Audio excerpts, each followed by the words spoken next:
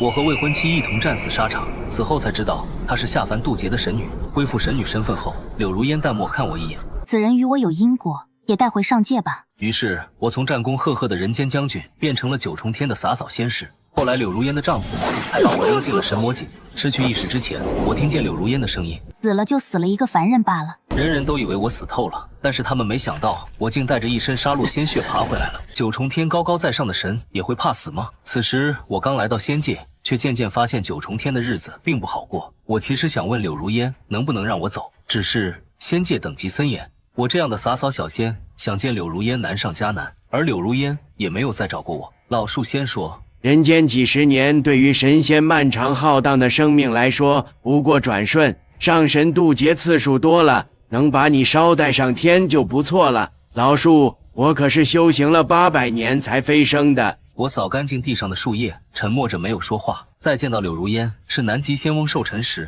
仙士不够，我被抽调过去帮忙。柳如烟带着未婚夫来的时候，我在门口迎宾，路过之时，她看了我一眼，眼神平静，毫无波动。倒是身边的王腾神君，目光在我身上停留了一瞬。这就是你在凡间带回来的男子，听说在人间是位将军呢，怎么修行如此不济，真是给逍遥谷丢脸。凡人没有慧根，能成仙就是造化。随后，柳如烟和王腾相携而去。在凡间的时候，每逢帅仗义士，柳如烟都目光灼灼，等着我给他分配任务。那时他是怎么说的？魏巡将军天纵英才，跟将军上战场，虽死无悔。我也努力修行过，但地仙想要进阶实在太难。逍遥谷有很多天才地宝，王腾有时会拿仙丹喂养灵宠，而我这种最低级的小仙，无故触碰仙丹就是死罪。我问老树该如何修行，老树笑我天真，只有先天神胎才能修行，咱们这样的地仙上了9重天就是终点。老树人间修行800年，做了数不尽的好事，修得一身功德，才换来成仙机会。成仙后，因为枝繁叶茂，被王腾挑中，送到逍遥谷做庭院警官。他从未离开过这方庭院。我曾问他不寂寞吗？老树笑呵呵，处长在哪里都行，但我这个人是从不认命的。我参与了几次触摸驱邪的任务，便凑齐了领取仙丹的功德。于是我便想要一枚洗髓丹。做记录的神仙闻言，抬头看了看我，善意劝我：地仙用洗髓丹没用，一枚洗髓丹洗不尽浊气，让我不如换增寿丹。他眼中带着几分怜悯。你们地仙寿元有限，大家都来换增寿丹，毕竟地仙寿元一尽，魂飞魄散。就洗髓丹吧。他摇摇头。我捏紧手里的洗髓丹，内心十分平静。是不是自寻死路，我不知道。我只知道大周的将军魏巡从不苟且偷生，只可惜这枚洗髓丹我并没吃到。刚回到逍遥谷，一只白色锦鸡灵宠掠过，张嘴叼走了我身上装着洗髓丹的袋子。我欲上前抢回，却被一道白光推出。不远处，王腾神君面色不善地看着我：你想对我的灵宠做什么？他抢了我的洗髓丹，王腾一拦，那只锦鸡已经把洗髓丹一口吞下，吃完满意的咕咕2声，用尖嘴蹭了蹭的王腾的头发。王腾摸了摸锦鸡的脑袋，不就是一枚洗髓丹，你一个地仙吃了有什么用？言罢，他随手扔下一枚圆滚滚的仙丹，这可是上乘养颜丹，赔你，便宜你了。你去天之涯杀100个魔物都换不回来。随后王腾没再理会我，逗弄着锦鸡离开。我半跪在地上，气血翻涌，半晌才缓过劲儿。养颜丹地仙用后外表就不会再衰老，哪怕老死了，外表也是青春貌美的样子。但我只想要那枚洗髓丹。片刻后，老树化成人形，慢悠悠走过来。因祸得福，这下子你就不会老了。老树已经很老了，树叶一年比一年落得多。送你吧。老树愣了片刻，摇摇头。我寿元快尽了，吃了也没用。他脸上有些许惆怅。神君不让他随意出去，也不让他出魔换仙丹。老树真的很老了，他很快就会变成一棵枯树。他有时候也会抱怨，成了仙反倒不如在人间自由。他要是先天神树就好了。我得罪了王腾神君，因为我为了一枚洗髓丹，竟然想攻击他的灵宠，这真是大逆不道。自此之后，凡是我打扫的庭院都会出现问题。天之涯除魔，我也被派去做最危险。夜里，老树悄悄摸摸把我从池子里捞出来，寒吃水冷，我的修为不足以抵御，冻得面色苍白，呼出的气似乎都带着冰茶。不是白天我不救你啊，你就不能忍忍吗？人在屋檐下不得不低头，你忍上几十年，大家也就忘了这事，何必跟上仙硬碰硬？你本来根骨就不好，这下更没救了。别说我不讲义气啊！老树掰开我的嘴，塞进一枚洗髓丹。这是我唯一的洗髓丹，好歹能给你驱寒。我望着天没有说话，而房里也放着一枚洗髓丹，上面带着淡淡如烟上神的气息。原来柳如烟还记得我，真有意思。悄悄放下一枚仙丹，却又留下气息，做好事不留名，想让我继续感恩戴德才对。出来吧，我知道上神没走。片刻后，柳如烟缓缓出现。阿寻，你不要跟王腾作对，他是东方木界神君，你得罪不起。上神竟然还记得我，真让我震惊。柳如烟抿唇，皱了皱眉。我待你成仙，已是尽力。东方木界除魔有功，九重天安危都仰赖王腾父兄，他不喜我跟别的男仙接触。你不要闹得太过，不然我护不住你。就在逍遥谷做个普通小仙，增寿丹我会给你，你别给我添麻烦了。到底是谁在给谁添麻烦？如烟从没问过我想不想成仙。九重天虽好，但我魏寻不屑于此。我是大周将军，只能站着死，不能跪着活。柳如烟以为见我之事做得隐秘，但逍遥谷愿意为王腾做事的神仙多如牛毛。第3日，天之崖除魔，我被队友背后偷袭，再睁眼，王腾居高临下的看着我。贱奴，竟然敢背着我纠缠如烟上神！你以为凡间几十年相伴，你在他眼里就独一无二了？像你这样心思多的地仙，我见得多了。王腾随即抬手，2道白光奔我而来，没入我胸口。刹那间，仿佛一只手抓住了我的心脏，狠狠收紧。激荡之下，我一口血喷出。真是废物！我不过随手而为，就能要你的命，恬不知耻的东西！再敢见如烟，我就让你灰飞烟灭！言罢，他摸了摸怀里的灵宠。景儿，给我啄瞎他的眼睛。那白毛锦鸡似箭一般冲过来，我撑着躲开眼角，它尖尖长嘴啄在我脸上，血流如注。锦鸡退后几步，歪着头看我，绿豆大的眼里兴味盎然。灵宠都喜见血，性子残暴，我脸上的血激起了他的兴趣，他开始疯狂攻击我。站在一旁看戏的王腾轻笑出声，十分开心。景儿，把他身上的肉都撕下来，今晚给你加餐。我左支右绌，躲得很艰难。一旁的仙士说：“如烟上神快到了。”王腾眼底闪过一丝阴狠。好了，景儿停手。他环视一圈，冷声道：“一会儿就说这个地仙为泄私愤，攻击了景儿，才惹得景儿反噬，听到没有？”师傅说，如果有比你厉害的人说你做了错事，那你最好是做过，不然你就白挨罚了。我一直都觉得师傅说的很对。我咬了咬唇，轻声道：“神君，小仙知错了。”现在知道认错了，晚了。我撑着爬起来，小仙以后不敢了。神君，我有一枚如烟上神在人间留下的玉佩，交给神君抵罪可以吗？王腾并未对我设防。拿来看看。我上前几步，伤口淅淅沥沥的流着血。神君，你看，我从袖子里抽出断剑，趁人不备，一剑刺到王腾脸上。他一扬手，把我打得倒飞出去，而我硬是咬着牙，撑住最后一口气，自爆丹田，掐死了那只白毛畜生。就算灰飞烟灭，也只能换个畜生。王腾惨叫一声，一挥手把我扔进神魔井。落下时，我还在大笑，傻逼，剑上有煞气，你这伤别想好了。我特意在断剑上融了一枚魔物的内核，日日贴身，忍受煞气侵蚀，就是为了遇到这种时候还能拼死一搏。这时柳如烟赶来。王腾，这是怎么了？还不都是你那个人间未婚夫，他入魔了，还伤了我。意识消散的最后一刻，我听见柳如烟熟悉的声音：“死了就死了，一个凡人罢了，你没大事就好。”200年后，天之涯魔气越来越重，地仙处理不了，甚至不少上神都要来除魔，才能护住九重天安稳。神魔井也不知道怎么了，翻腾200年了。我听说，自从那个入魔的地仙落进去，神魔井就不太平。一个地仙还能翻出什么花来？就是呗，快点收拾吧。今天如烟上神和王腾仙君来除魔，我要去看看，没准还能捞点好处。神魔井有什么好收拾的？还能有魔头从神魔井爬上来不成？走吧走吧。而这时，神魔井魔气翻涌，缭绕间撕开一个口子，一只粗糙、刻满伤痕、指节宽大的手突然握住了井口边的石壁，懒洋洋的声音传来：“你说今天是谁来除魔？”2个地仙愣在原地，怎么不说话？今天是谁来除魔？水晶映出我的模样，白衣黑发，细眉长眼，看着很温和有礼。不知这2位地仙为何吓成这个样子？绿衣地仙抖着嗓子回道：“是如烟上神和王腾神君。魔物，我要跟你同归于尽！”阿紫很是慌乱，手脚并用的挣扎着。阿紫，你说地仙跳下神魔井怎样呢？他涨红了脸，说不出话。我笑眯眯的看向另一边呆立不动的阿绿，你觉得呢？阿绿眼里含着一包泪。我觉得会死。真的吗？神魔井之下有什么你们谁都不能确定，只说会死，岂不是有些不严谨？这样吧，我们把阿紫扔下去，看看他是否会死。阿绿呆立在原地，吓出一脑门汗，而我一翻手，便把手里的阿紫扔进了神魔井。哎呀，失手了，同伴阵亡。阿绿终于破防大哭起来。尊者想问什么事？地仙不是都有传讯符吗？你怎么不捏传讯符通知上仙过来？传讯符太贵重，地仙要靠除魔积分兑换。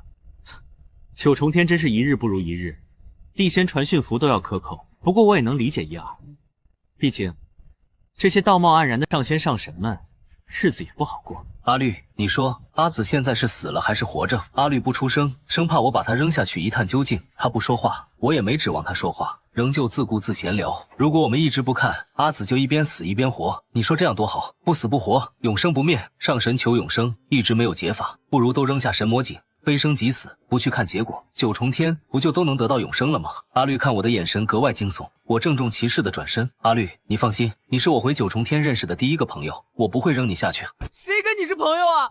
你这个大魔头！咱们说了这么久的话，还一起经历了阿紫的人生大劫，怎么不是朋友呢？你胡说！你都不知道我叫什么。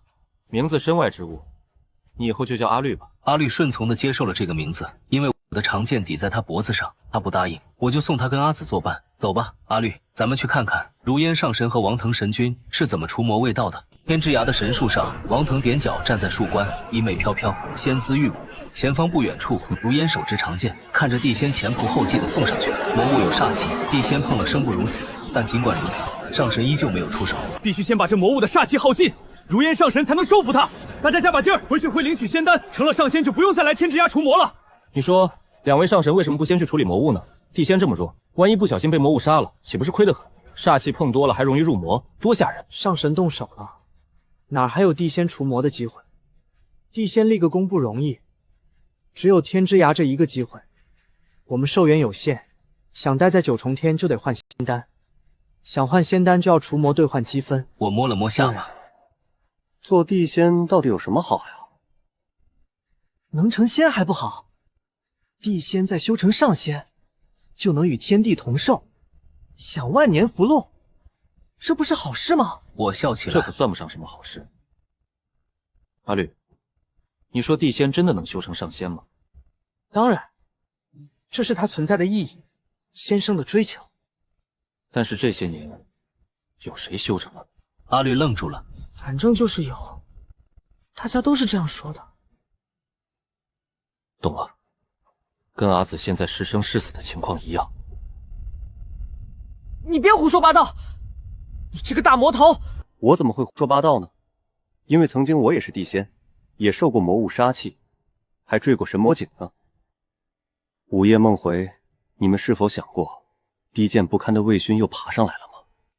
大概是想不起来了。众仙围剿之下，魔物很快显出皮色。又上去一批地仙后，魔物一身煞气终于散去。王腾和如烟一同出声退下。王腾一挥手，草木生长之力倾泻而出，一片融融春色。不愧是东方木界神君，王腾神君真厉害啊！如烟战神也厉害，不愧是上神。地仙们眼带憧憬。王腾是东方木界神君，不其木之主，掌人间草木，万物生长之力。如烟和王腾配合得很好，让地仙无比痛苦的魔物，不过片刻就被如烟一剑毙命。受伤的地仙留下。天之匣除魔，并非绝对安全，被煞气所伤的地仙，有一定几率被煞气侵蚀变成魔物，因此受伤的地仙要留下接受上仙检查。这几年煞气越发严重，好多地仙都折在这里。地仙会变成魔物吗？不知道，兴许会变成魔物吧。魔物是什么呢？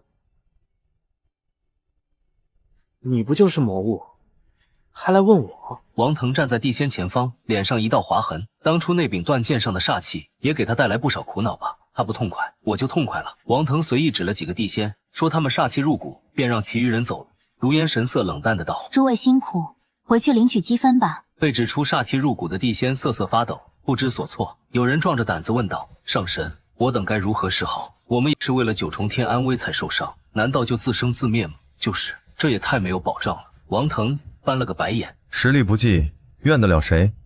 愤怒之人被同伴拉住。我们还没有入魔，上神救救我们吧！生死有命，你们修行之时就应当有这个觉悟。可是我们没有入魔。煞气入骨，迟早会入魔。好了，如烟，跟他们废什么话？反正都是要死的。什么？神君，你这是何意？还是那只白毛畜生！原来我自爆都换不下这只白毛畜生的命。我身旁的阿绿也愣在了原地。这是为何？他一脸震惊，不知王腾为何攻击地仙，而下一刻发生的事情更让他接受无能。紧急常会毒进一地仙丹田，地仙惨叫一声，看着自己丹田破碎，内丹被紧急衔着放入王腾手心。王腾满意的摸了摸紧急的白毛，眼中闪过一丝晦暗。要不是为寻那个奴伤我根本不需要用地仙脏擦的内丹疗伤。王腾运力想把内丹炼化，我看见丝丝缕缕的黑气溢散出来，他抵抗不住煞气侵蚀，他入魔了。不止我发现了这件事，被困住的地仙也发现了。魔物，你入魔了！王腾入魔才需要地仙内丹压制煞气。那日我带着煞气的一见王腾，若是能忍得痛苦，损耗些许修为也就压下去了。但看如今情形，他一点苦都吃不得，所以才煞气入骨，成了魔物。如烟上神，你就眼看着魔物杀人吗？如烟神色不变，只淡淡道：“王腾，快点！”她是王腾未婚妻，又怎会不知王腾入魔了呢？地仙入魔就要死，但如王腾这般的神君就不一样，天子犯法，怎能跟庶民同罪？王腾一脸不情愿，挥手示意紧急把其他地仙的内丹也啄出来。阿绿下意识抬手想去救人，被我拦下。你这点本事，还是惜命吧。言罢，我隔空取了一道流云，捆住尖嘴的白毛畜生。什么人？如烟和王腾都警觉起来，王腾入魔这等大事绝不能暴露出去。念及此，两人都祭出本命剑，做好了战斗准备。魔物，原来高贵的东方木界神君也入魔了。如此说来，咱俩也是同一组，本是同根生，相煎何太急啊！神君怎么还攻击自己人？我话音一落，如烟和王腾脸色更加难看。魔物没有神智，如我这般能思考说话的，都是煞星一般的存在，出事就会引起天地动荡。趁着他俩失神，我斩断了困住地仙的符咒。还不快去叫救兵！王腾神君入魔，要判出九重天。地仙们听后慌乱逃命，可下一瞬便被柳如烟一剑毙命。王腾感激地看一眼如烟，多谢了。他眼中闪过一丝阴狠。这些见过我脸的贱奴，死有余辜。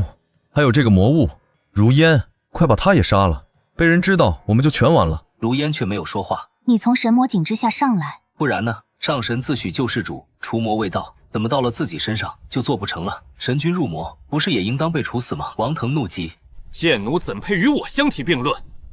本神云天生神胎，上神之躯。我父亲是东方木之主，我入魔杀几个地仙，能压得住我的魔气，是他们有福气。你一个魔头，有什么资格来质问我？除魔未当，人人有责，我辈义不容辞。如烟勉强接住我一剑，拉回王腾，捏碎传讯符，起落间跑远，对着传讯符，他急声道：“魔头向氏杀了16个地仙，还重伤了王腾神君，速来支援。”他跑得很急，倒不是怕跟我打起来，而是担忧我身上缭绕的煞气牵动王腾，让他狂性大发，失去理智。我看着如烟和王腾跑远的身影，并没有追。被我隐藏气息的阿绿一言不发，发生的一切超出了他的认知。他一脸痴呆相，不知在想什么。阿绿几乎崩溃：“为何如此？为什么神君会入魔？为什么他们会杀死那些无辜地仙？这都是为什么？”我缓缓勾唇，轻声问了阿绿，没有回答我的那个问题：魔物到底是从哪里来的呢？阿绿愣愣低语：“神魔景之下封印着上古魔神，五行之主除魔未到，封印魔神于天之压。神魔景溢散煞气，煞气入骨的地仙会入魔。”我收回流影石，慢悠悠布阵。放下最后一颗流影石后，巨大的水幕张开，王腾和如烟出现在水幕之上，正是方才王腾与如烟杀人灭口的影像。看到了吗？那永远不散的灵气，是地仙的血肉。天道之下，哪有高低贵贱，哪有高人一等？不过是一群欺世盗名之辈，窃得天机，对后来者敲骨吸髓罢了。阿绿，咱们有缘再见吧！我一掌劈晕阿绿，把他扔远了。回望一眼九重天，再一次跃入神魔井。流影石是我在神魔井下改良之物，想毁去十分不易。我倒要看看王腾入魔杀害地仙之事暴露，九重天会如何处置。200年前，我怀着必死之心坠落神魔井，睁眼之时却身处人间。早就死了的师傅生龙活虎地站在我床边。师傅说：“一切都是我的一场梦。”我问师傅：“柳如烟呢？”师傅诧异道：“哪有什么柳如烟？我的副将啊，你不会被北狄人打傻了吧？你哪来的副将啊？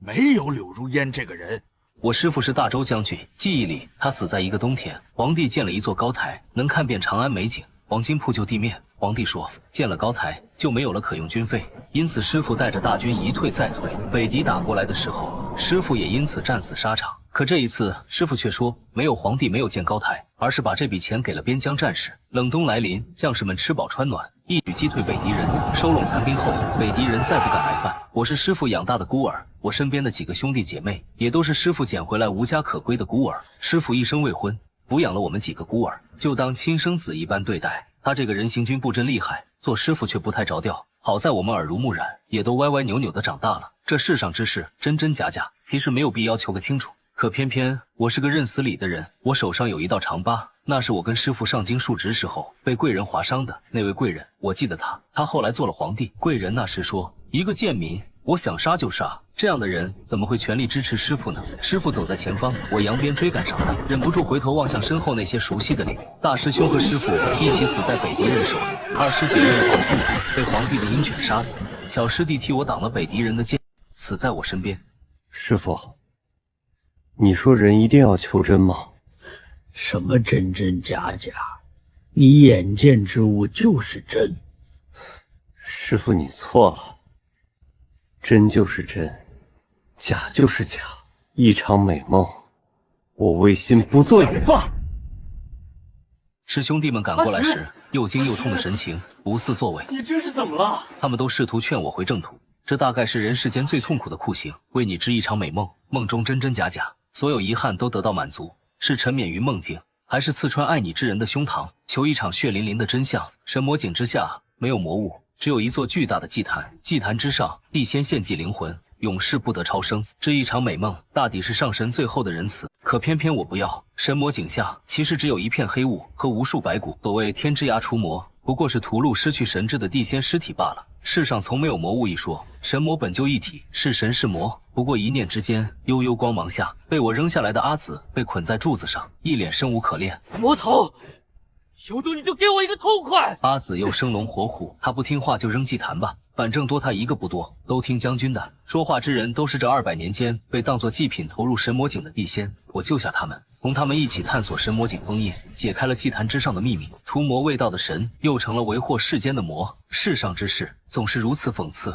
将军，这个紫衣服的怎么处理啊？随着人间称呼，此间地仙都还叫我将军。当年我从一场大梦中醒来，抵抗着神骨万年煞气，艰难求生。王腾说，我根骨不行，肉体凡胎不自量力。可他们这些先天神胎也不过靠着蚕食地仙血肉高人一等。王腾怕一点煞气就能入魔，而我自万年煞气中求存，仍能保持心性。可见所谓上神血脉，不过是一块自欺欺人的遮羞布。先行者霸占高位，后来者任人宰割，公平只掌握在少数人手里，却要活在大部分人嘴里，真是可怜。神魔井下煞气四溢，万年不见日月，而如今那些溢散出来的煞气，是我故意为之，窃取五行之力的上神害怕神骨，我却不怕。我倒要看看九重天上高高在上的神，失去神力时还能否端得住架子。3日后，我又顺着神魔井爬上了9重天，依旧是天之涯，水幕不知被什么手段击碎，但9重天却到处都在讨论那日的情景。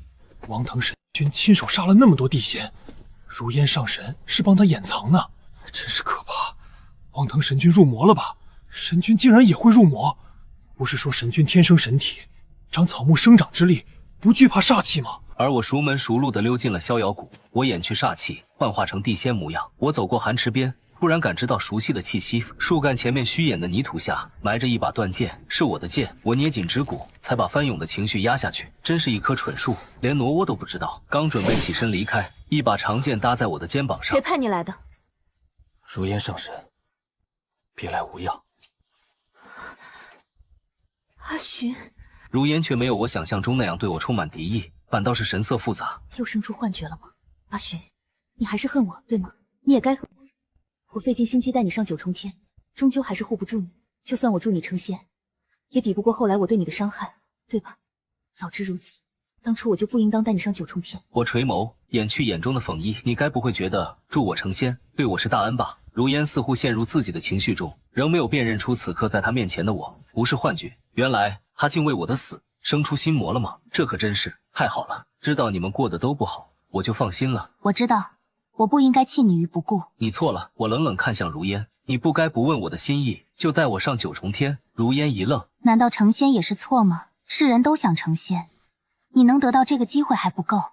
我虽对不住你，却也是真心实意为你好。成仙有什么好？永生不死又有什么好？我在人间对得起百姓，称得上英雄，为何死后要跪着被人欺辱？九重天对我来说，还不如戈壁大漠。你说你帮我成仙，你可问过我愿不愿意？如你们这般道貌岸然的神仙，我不屑于此。如烟，你们做上神的，是不是都这样自我感觉良好，以为人人都觊觎长生，想成仙，想富贵？我告诉你，我不是，世间千千万万人都不是。见我手中断剑嗡鸣不已，如烟终于从幻想中清醒过来，他难以置信一般瞪大双眼。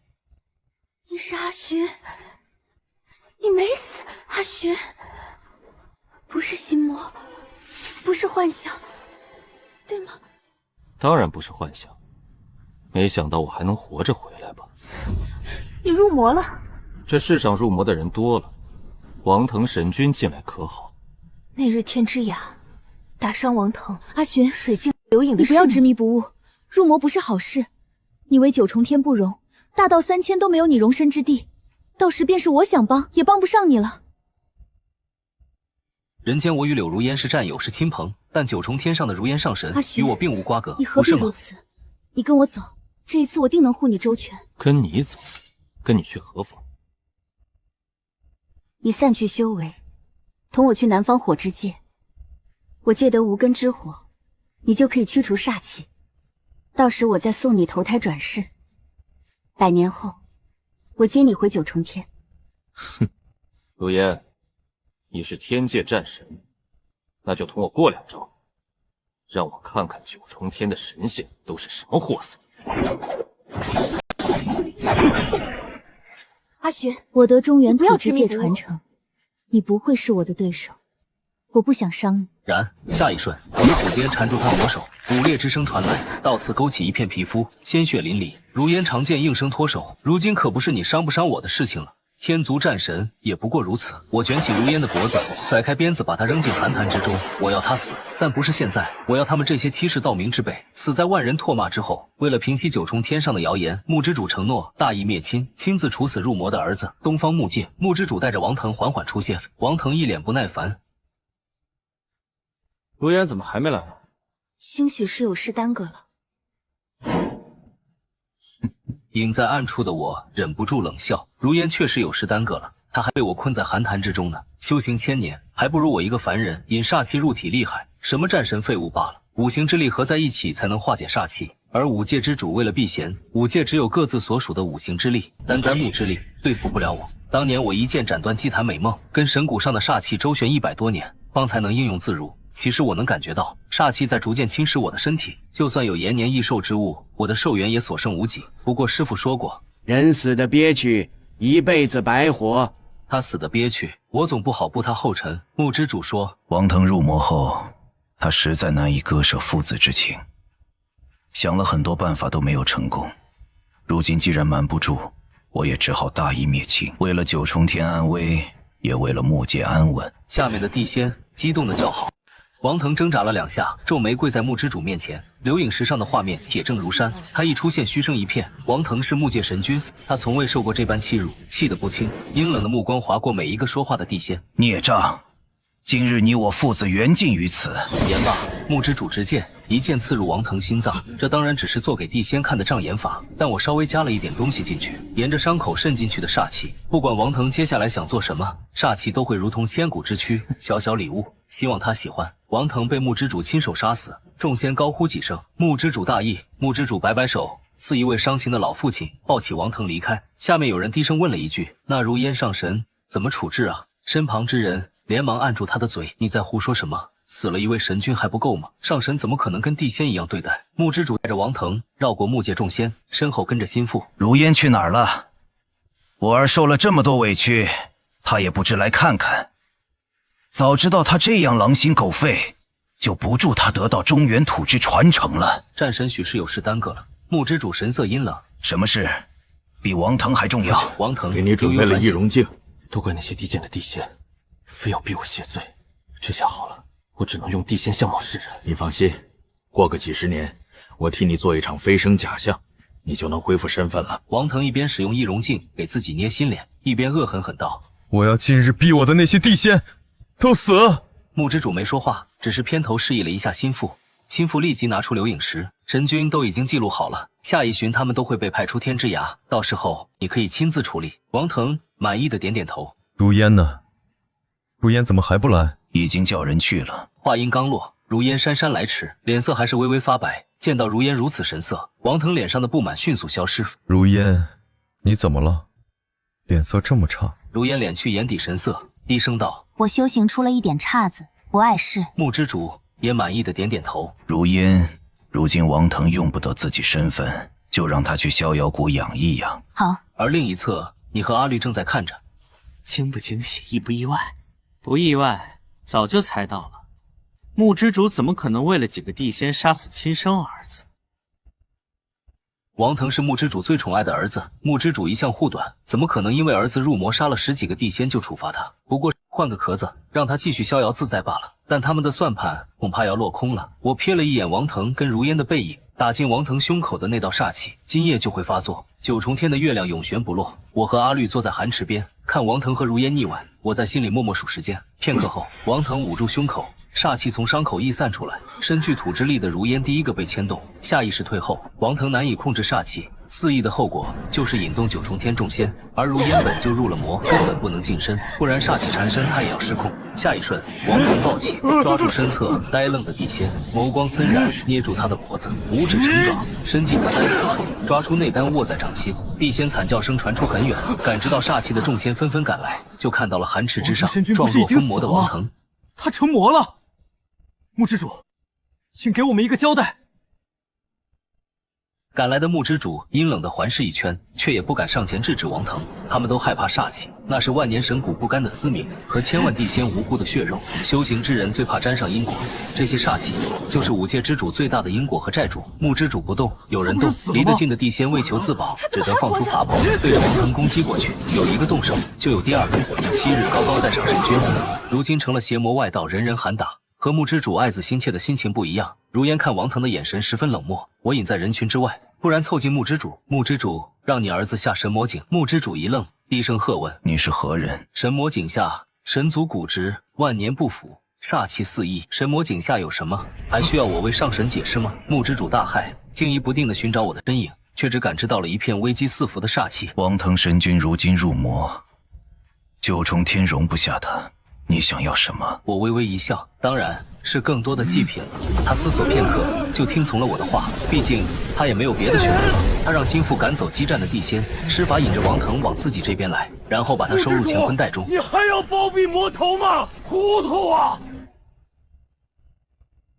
王腾大概从未想过自己会有这样人人喊打的一天。木之主沉着脸，把装着王腾的乾坤袋扔入神魔井。见此情形，众仙也愣住了。大家都知道，入了神魔井，上神也要死。够了！木之主震怒，地仙不敢说话，每个人脸上都有几分不满，碍于实力差距，不能言明罢了。我满意的欣赏了一番，带着笑意翻下神魔井。落下的王腾早就被琳琅带人绑起来了。我下来之时，他还在大叫：“贱奴！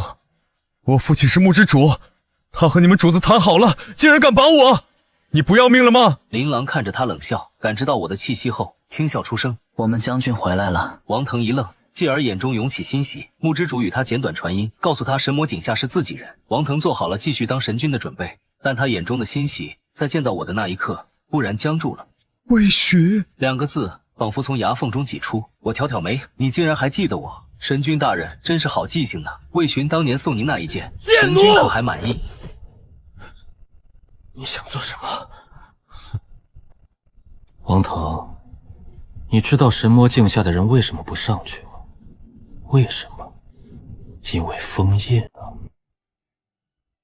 除了我身具煞气，能来去自由，神魔井下其他人都只能在这里等待封印松动那一天。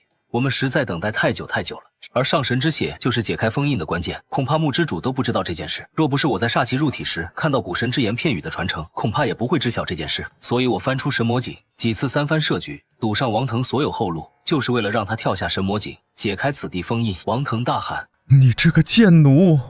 我爹和如烟都不会放过你！”我冷笑：“你错了。如今是我不会放过他们了。你们这些自诩救世主的神，也该尝尝被左右命运、求生不得、求死不能的滋味了。王腾，你就好好看看你引以为傲的血脉身份是怎么被我踩在脚下的吧。王腾的血流进封印，一众被牺牲的地仙紧张地看着高悬的逆鳞。片刻后，神龙逆鳞被鲜血染红，一声脆响，似乎响在每个人心底。远远传来一声悠久绵长的叹息。万年封印，封印解除了，伴随着欢呼声，我带着地仙一跃而起，身后是腾空而起的白骨。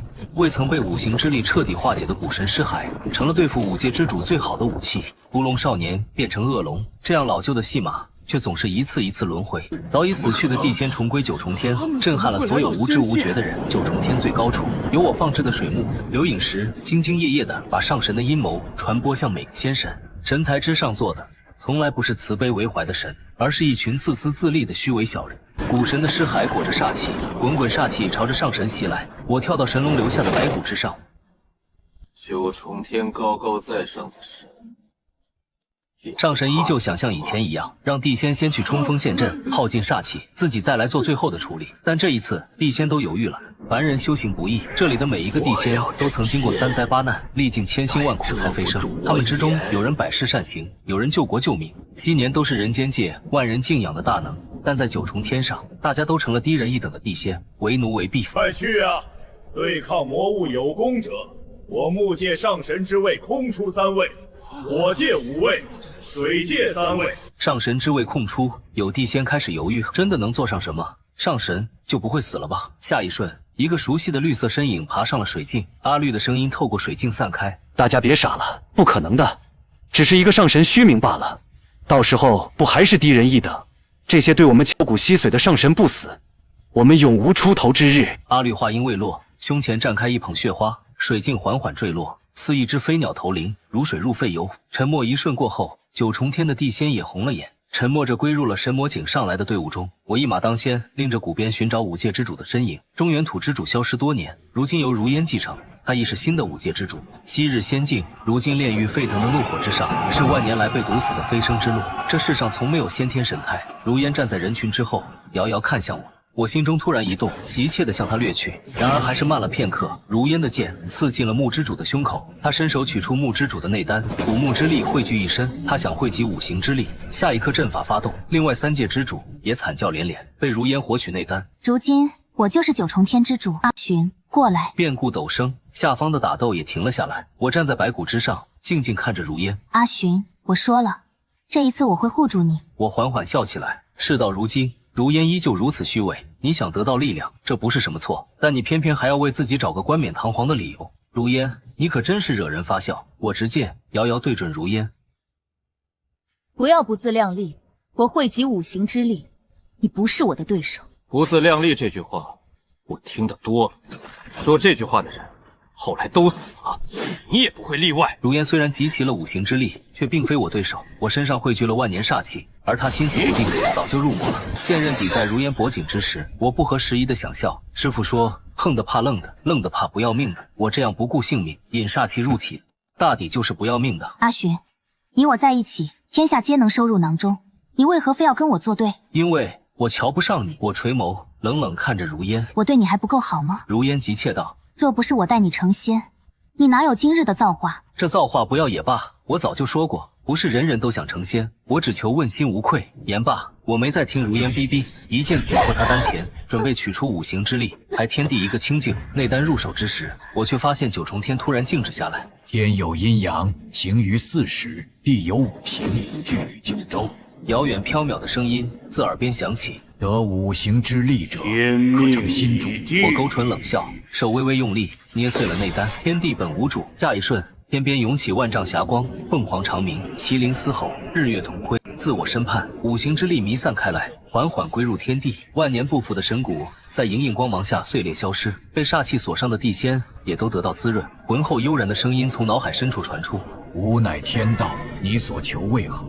原来五行之力分散，封印的不仅仅是古神尸骸，还有天道。没有天道，自然没有公正。天道说，如今五行之力归于天地，世间再不会有永生不死的神。这样也好，修行之人与天争命，凭什么有人一出生就毫不费力拥有所有？你所求为何？我想了想，笑道：“大抵是求一句凭什么？凭什么神可以改变无辜之人的命格？凭什么地仙就要为奴为婢？这世上有太多事，我都想问一句凭什么？天道许我一个愿望，我求了一件事，回到过去，回到人间。我想打完那一场没有输赢的仗，那是柳如烟的劫难，所以注定会输。而今我想再来一次，没有九重天插手，输赢我都接受。黄沙漫天，枯藤老树，我身后追上一个人。你怎么也跟来了？神仙做够了，陪你打仗不行吗？我那日精不精彩，英不英勇？精彩英勇。走吧，阿绿。我不叫阿绿，你还没问过我名字呢。好吧，阿绿，你叫什么名字？